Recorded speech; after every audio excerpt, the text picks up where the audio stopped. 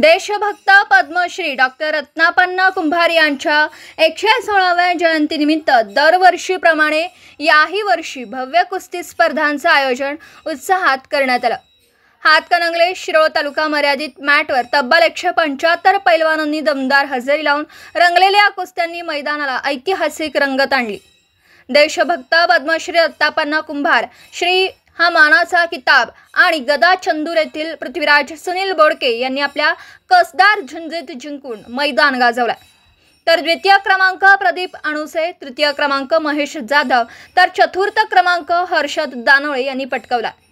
मैदानाचं उद्घाटन सौ रजनीताई मगदुम यांच्या अध्यक्षतेखाली गुरुदत्त सहसाखर कारखान्याचे राहुल महादेव घाटगे यांच्या हस्ते पार पडला। उद्घाटनानंतर पहिल्याच झुंजीपासून प्रेक्षकांचा उत्साह ओसंडून वाहू लागला। पैलवानांचे पायांचे झटके, खांद्यावरून फेकणारे डावपेच, अंगावर झुलणारी झुंज पाहता पाहता मैदानात टाळ्यांचा कडकडाट, शिट्ट्यांचा गजर आणि जय गणेश जय मल्ल च्या आरोळ्यांनी दणाणून गेलं।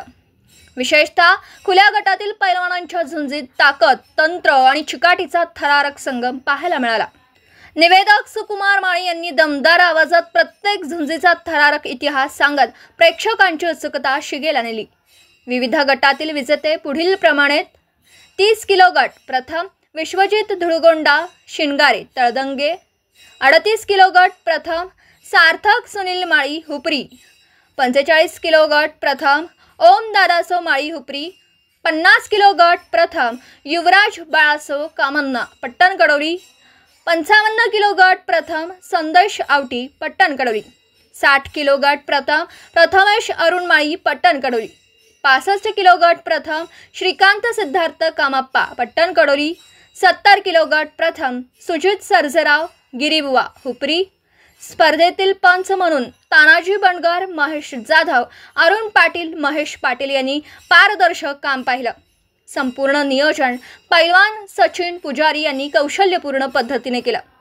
विजेत्या पैलवानांना प्रशस्तीपत्र, सन्मान चिन्ह व रोख रक्कम देऊन गौरवण्यात आलं। बक्षीस वितरणाचे मानकरी माननीय अशोकराव पाटील, माजी जिल्हा परिषद सदस्य विजय भोजे, अण्णासाहेब शहापुरे, कबनूर सरपंच सौ सुलोचना संजय कट्टी, चेअरमन अनिल पाटील, कबनूर विकास सोसायटी अध्यक्ष राहुल कांबळे, बाळासो कामत, वाघमारे सर, बबन इंगळे, सुनील स्वामी होते। ही कुस्ती स्पर्धा फक्त पैलवानांचे कसब दाखवणारीच नाही, तर ग्रामीण तरुणाईत शिस्त, व्यायाम संस्कृती आणि जोम जागवणारी परंपरा ठरली। प्रेक्षकांच्या भाषेत अशी रांगडी झुंज पुन्हा पुन्हा पाहायला मिळावी।